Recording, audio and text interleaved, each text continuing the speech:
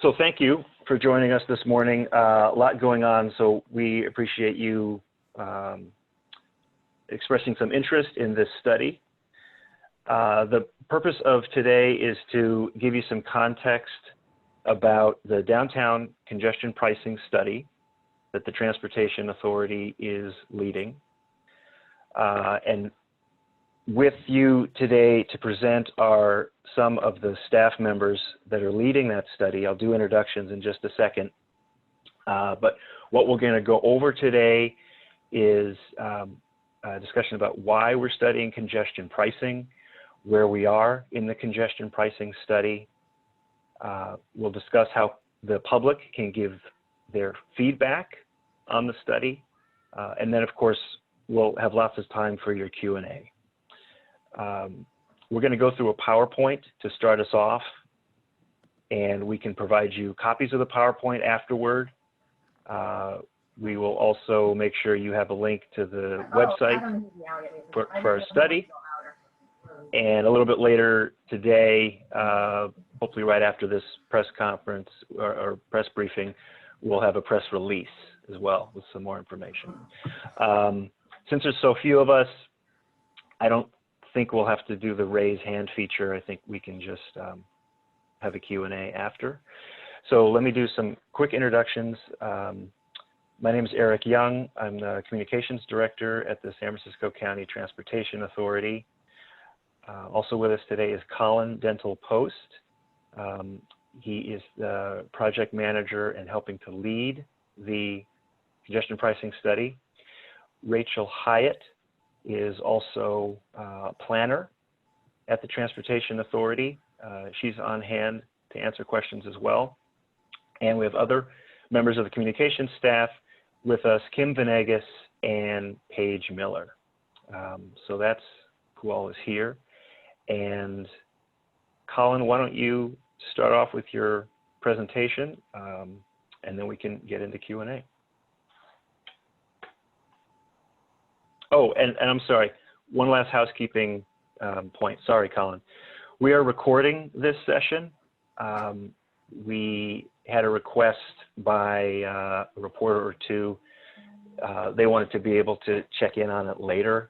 So just letting you know that we're recording. All right, Colin, thank you. Thanks, Eric. And thanks, Roger and Flora, again, for joining us. We really appreciate it.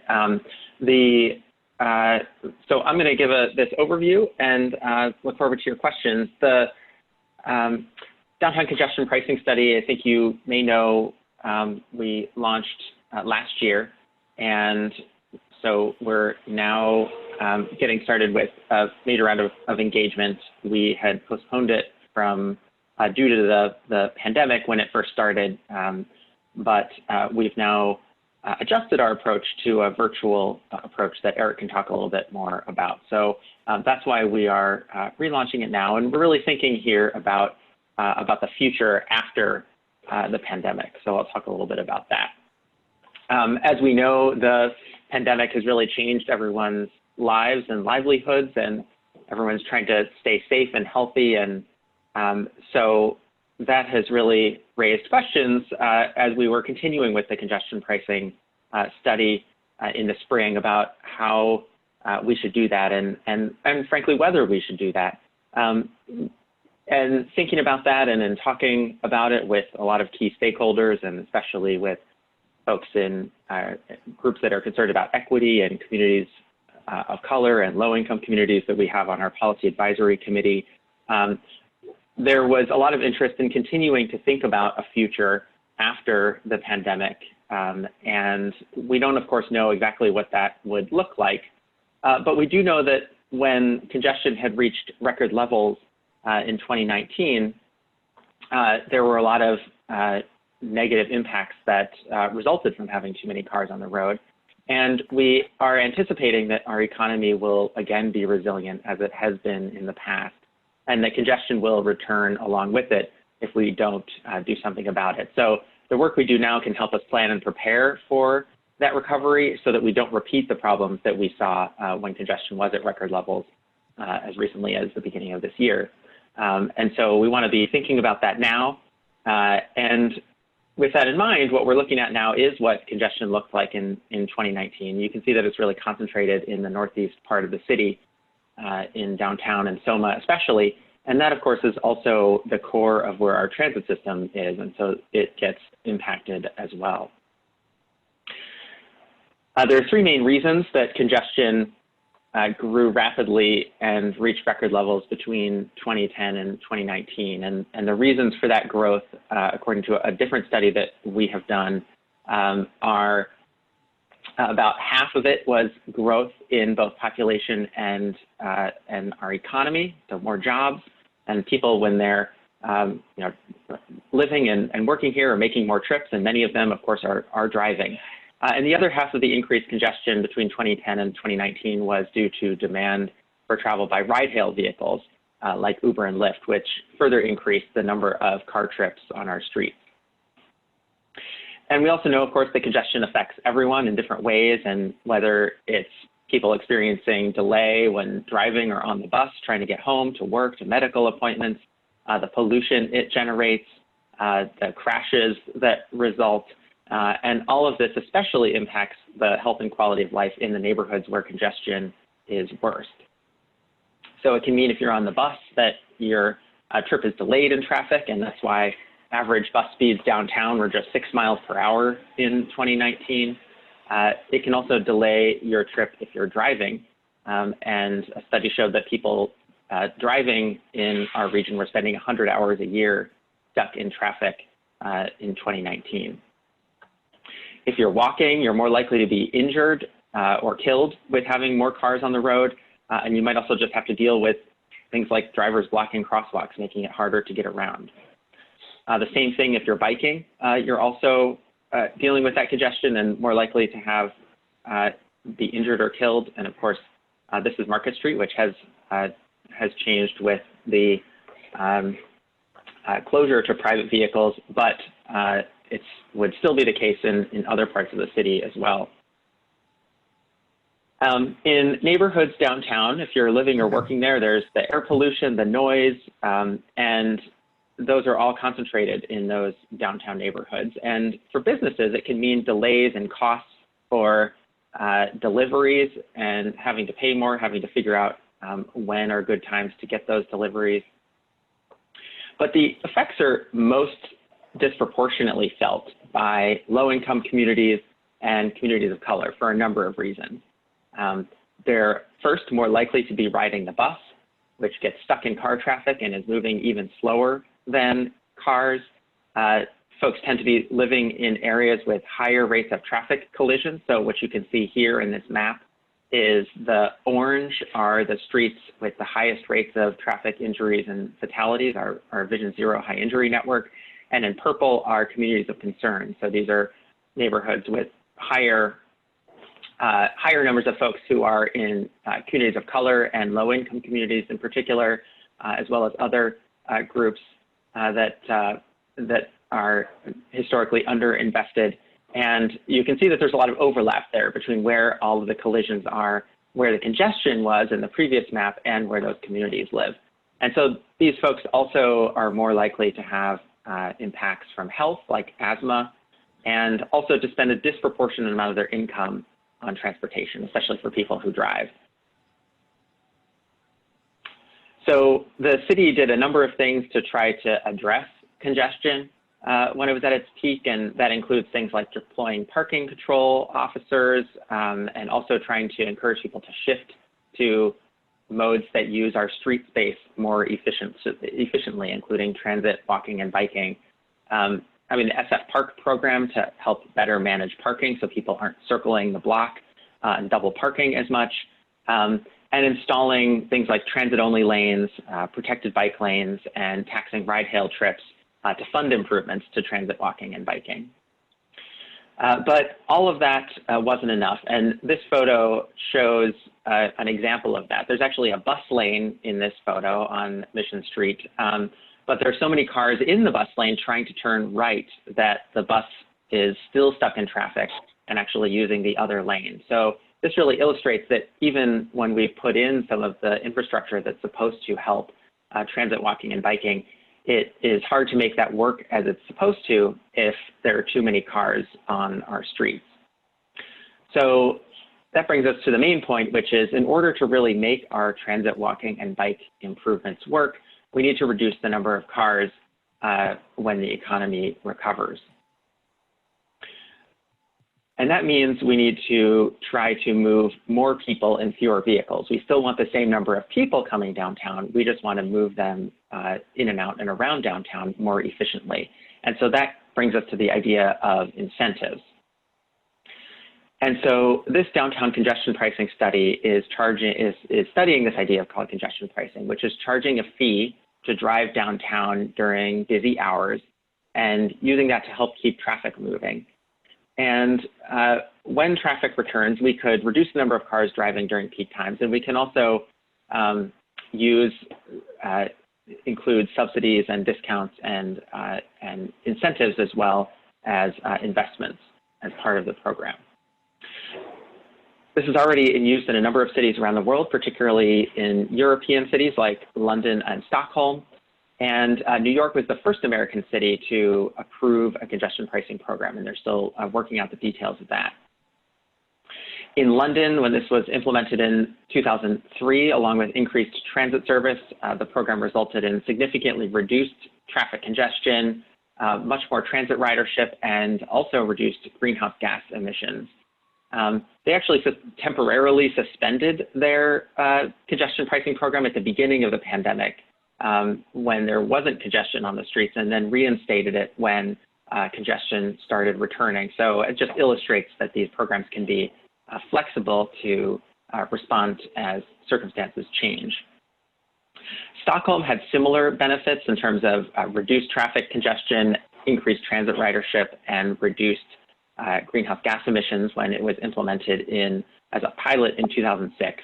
And one of the interesting things about Stockholm's story is that before the congestion pricing program began, people were really skeptical that it could work, and 2/3 of residents opposed the policy. But after the program was implemented as a pilot, 2/3 of residents ended up voting to make the program permanent. So people were really changed their minds when they saw how the program could work. We've actually studied congestion pricing, as you might know, before in a 2010 study called the Mobility, Access, and Pricing Study. And we also found that the program could have similar benefits in San Francisco, including some fewer auto trips, resulting in significant decreases in delay, improved transit speeds, reduced greenhouse gas emissions, reduced collisions, and we also did an economic effect study at the time, finding that overall the effects on businesses would be generally pretty neutral. Since then, and based on the results of that study, although it didn't move forward in 2010, and there was interest in looking at other ideas to address congestion, and there was also a recession at the time, but congestion pricing has been recommended in a number of different city, regional, and planning efforts as well, including the Vision Zero Action Strategy to eliminate traffic deaths, as well as our climate action strategy to meet our climate goals. And so that brings us to our board, aka the Board of Supervisors, asking our agency to explore whether a congestion pricing program could work for San Francisco, and as well whether it could be implemented fairly.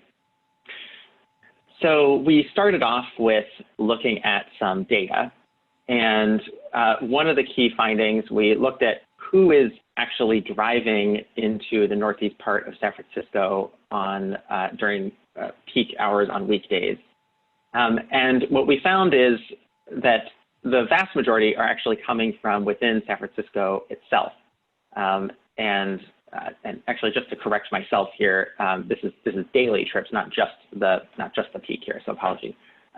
But anyway, the 3/4 of daily driving trips into the northeast part of the city are coming from within San Francisco, and you can see that smaller numbers are coming from around the region. So sometimes this is contrary to people's perception. we also looked at the income levels of who's driving, trying to get at the question of fairness. And so we've broken down here into 5 different income categories, ranging from folks in very low at the top to high income category at the bottom, and the modes and numbers of the total number of trips during the morning peak into northeastern San Francisco. And what you can see here is that a really disproportionate number of the overall trips, but especially the driving and ride-hail, Uber and Lyft trips in the red and pink, are coming from higher income folks, and that people in the lowest income groups are much more likely to be already taking transit, walking, or biking. So that brings us to the statistic that only 13% of the total number of people traveling into downtown during the morning peak are in those low income categories. And those are the folks we'd be most concerned about from an equity perspective, and want to make sure that they are not harmed by a congestion pricing program. So in terms of designing a program that works for San Francisco, when congestion was at its worst, as I was saying, we saw lots of buses stuck in traffic, cars blocking the crosswalk, people getting frustrated with wasting time. And so in a future with congestion pricing, there would be several elements that we could implement. One of them is having the fee to reduce driving to unclog the streets. And then that would result in some people deciding they're going to pay the fee to be able to drive in those smoother conditions, while other people may choose to drive at a different time if their trip is flexible and they can drive outside of the peak hours. And some people could also decide they're going to take a different mode to get downtown, so maybe they get on the bus instead. And so everybody is enjoying a smoother, quicker ride downtown. And certain groups, like people with lower incomes or disabilities, could receive an exemption or a discount from the fee. And then we could reinvest those fees in improvements in things like safer streets and better transit.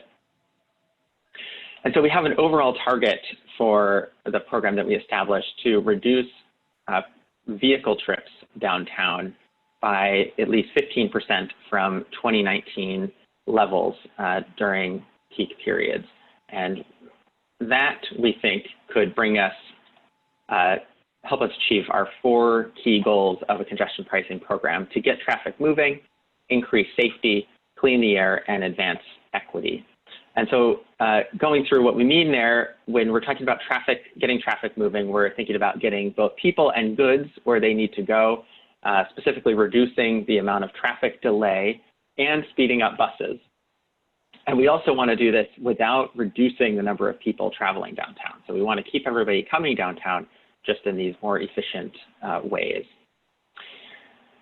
We also want to increase safety, and that means reducing the number of crashes and injuries for people downtown, whether they're walking, biking, or driving, or riding transit. And then cleaning the air is talking about really 2 things that are related. One is reducing greenhouse gas emissions to help meet our climate goals, and the second is reducing the number of unhealthy air pollutants to improve people's health.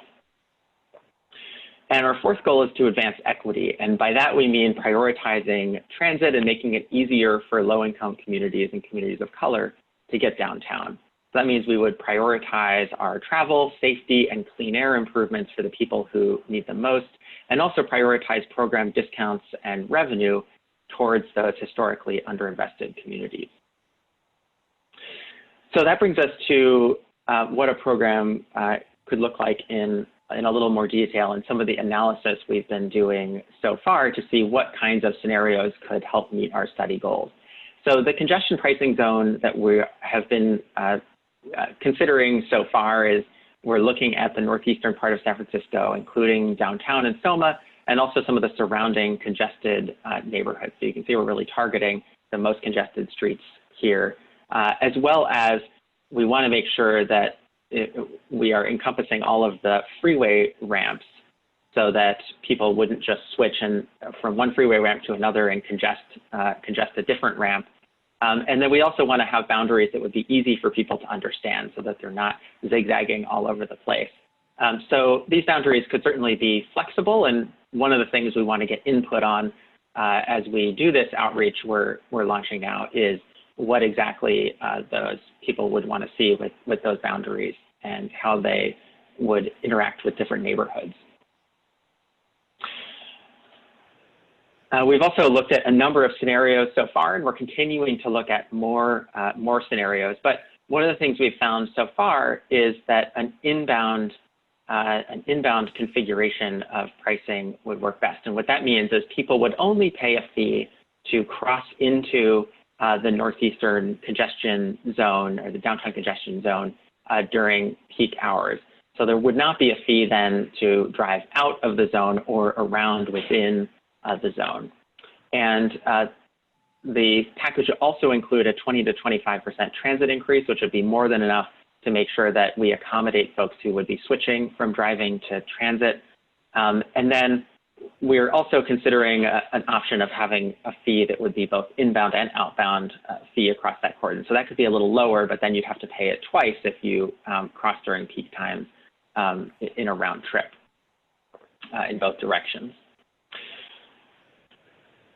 We also looked at different discount packages, particularly focused on people with lower incomes in really trying to make sure that a program would be equitable and not increase costs for these low-income travelers. So we've looked at two different options here. One would be to provide a 50% discount. I was talking about those 5 income categories we had earlier. And the 50% discount or 50-50 plan would be a 50% discount for both the low and very low income groups. And it would also include a discount for people with disabilities. And in order to meet that 15% vehicle trip reduction target I was talking about before, that would require a $10 fee when you're traveling into the zone, so that inbound fee. Another option is a more discounts plan where we would increase for the very low income drivers to a full exemption from the fee. So they wouldn't have to pay at all.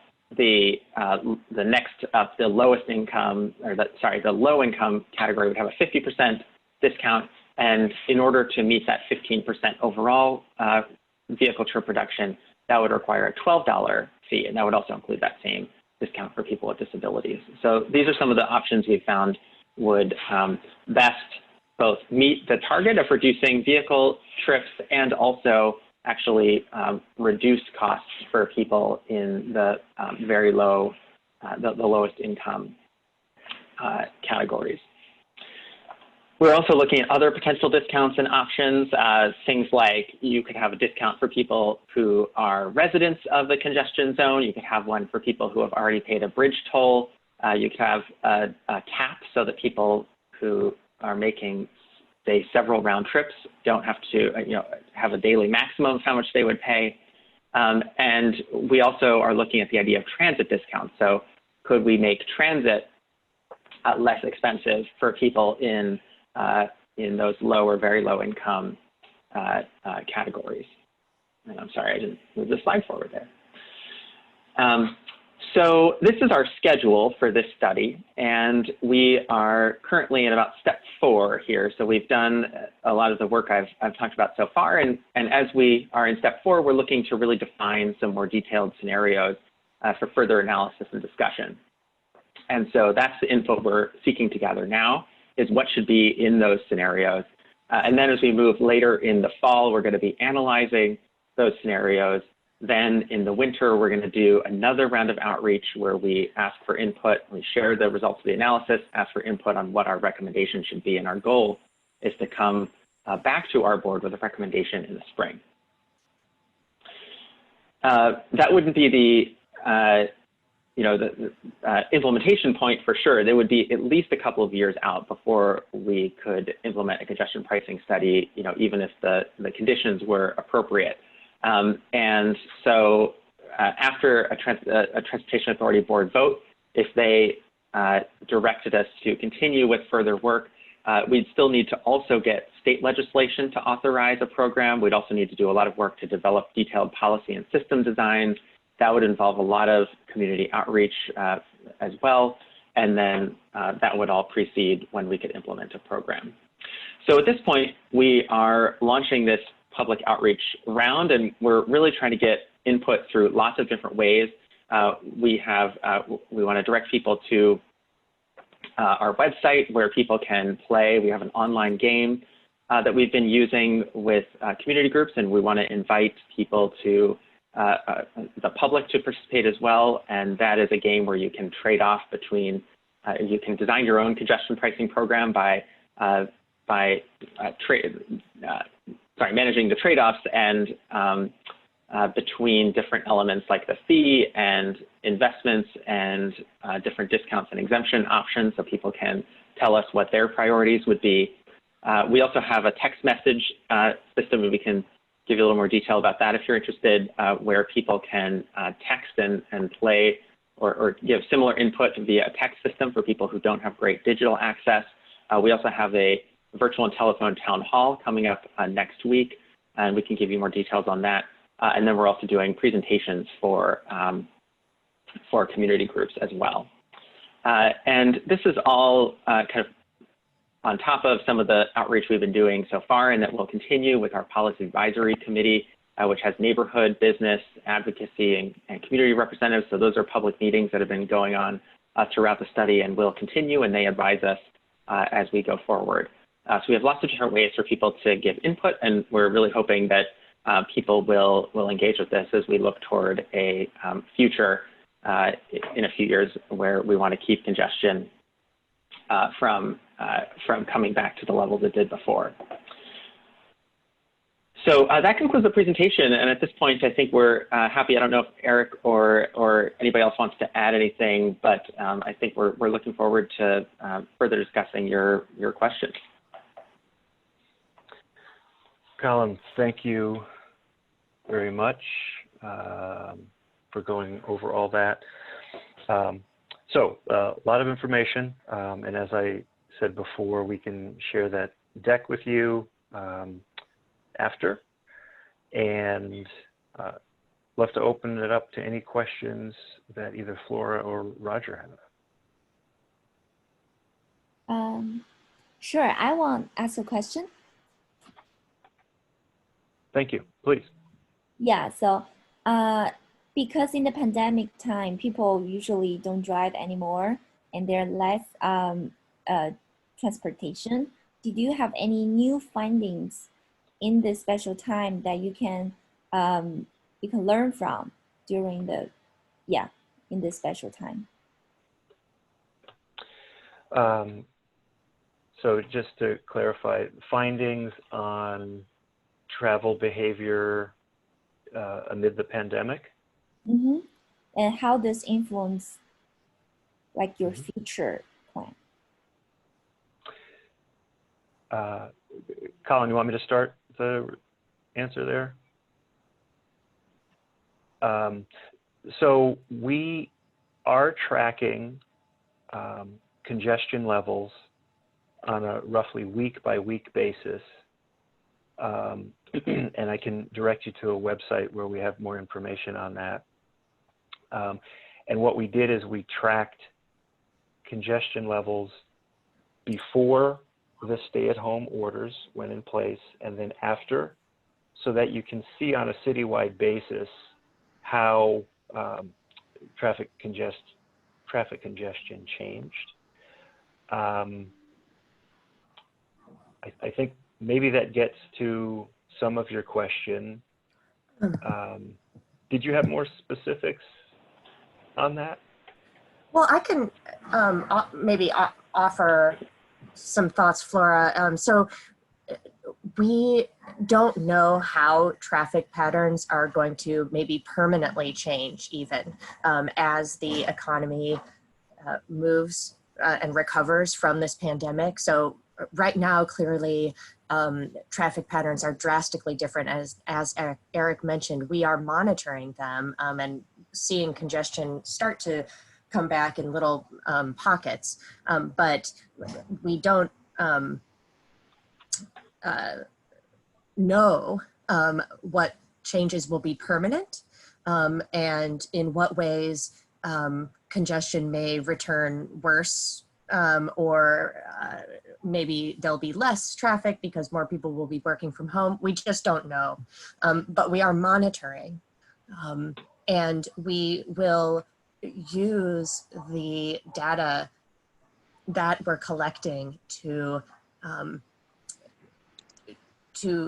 analyze some scenarios of how patterns could possibly unfold, and understand how congestion pricing might need to be changed in the future, depending on what direction and what kind of changes are permanent, and the magnitude of permanent changes. Yeah, and I might just add one more thing, which is that, and Rachel had mentioned that the monitoring we're doing has showed that, from the right after shelter in place, the congestion totally disappeared, and it has been consistently increasing. And also things like traffic volumes on the Bay Bridge, have been increasing steadily. So, and we've also seen, in looking at other cities, places like in China, places like Beijing and Shanghai and Shenzhen, there have been examples of where after shelter-in-place orders have been lifted, the congestion has actually gotten even worse than it was before the pandemic, as people have shifted away from transit and towards things like driving. And so, as Rachel was saying, we don't know what things will look like after the pandemic here, but one of the things we are thinking about is, as the pandemic subsides and things are returning to normal, if people have shifted toward driving during the pandemic, people may have a tendency to continue driving if we aren't encouraging people to go back to ways of traveling that are more efficient and taking transit in the numbers we would need people to, in order to get everyone downtown efficiently. So we're certainly, I think as we've summarized, we don't know what the future is going to hold, but we're definitely monitoring, and we'll be doing that analysis and thinking about that as we look toward what a congestion pricing program could look like a couple of years out. Okay. And just the last point on that, Flora, I put into the chat just now a link to some information on our website that talks about the monitoring that we mentioned earlier. Okay. So feel free to check that out. Roger's microphone, I think, is causing him trouble, but he chatted a question, which is, how does or would this tie in with Muni's core transit strategies, such as increasing subway capacity by using only 2- and 3-car trains, transit-only lanes for buses? It seems such emergency measures would need to continue to increase capacity to give people a true transit alternative. Rachel or Colin, do you want to weigh in on that? I'm happy to start. I think, so we have not gotten to the point as part of this study yet of identifying, what investments in terms of kind of capital or on the street kinds of things, things like transit-only lanes or rail capacity, kind of the details of what would need to be in a program in order, or what we would want to have in a program in order to improve transit. What we have done is we have kind of, in our initial analysis, just looked at, in order to move folks downtown as efficiently as possible and keep a program as people shift to transit from increasing transit crowding, how much additional transit service would we need? And so that's where we came to the 20 to 25% transit service increase. And what we're actually talking about there is really just increasing bus service, because because adding buses is something that would be easily doable on day one of a congestion pricing program. And we determined that could accommodate all the folks that we would need to. And then we also know that congestion pricing could even itself significantly improve transit speeds and reliability by taking the cars off the road. So I think one of the things we want to continue looking at as we start developing the more detailed scenarios, and we will be working together with SFMTA to work on some ideas for potential investments. And it's also something we want to hear from stakeholders and members of the public what they would like to see. But certainly things like more improvements on the street for transit priority would definitely be helpful to achieving the overall goal of helping people shift. And so I would agree with where your question is going. I think that capacity improvements and speed and reliability improvements for transit certainly are a great fit with congestion pricing. And maybe I'll just add finally that is something that places like London, they have together with congestion pricing and sort of in an iterative way, as congestion pricing has increased the number of people on transit, reduced congestion, they've also been able to dedicate more street space to other ways of getting around, things like bus priority treatments. And so, those are things we can think about as going hand in hand and as we develop investment strategies. Rachel, I don't know if there's anything else you would want to add to that. No, just other than clearly we are working very closely with MUNI and MTC, the Metropolitan Transportation Commission actually is also supporting the study with funding. And so, you would also, I'm sure they would be happy to speak to that question as well, MTA.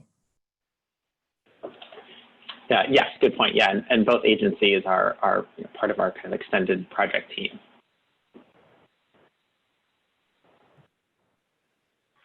So thanks for those questions.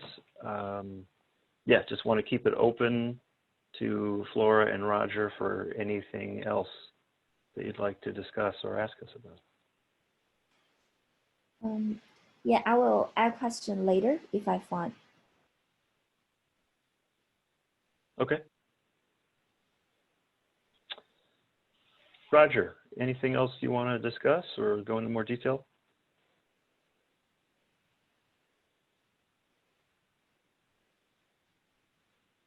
He says he thinks he's good. Okay.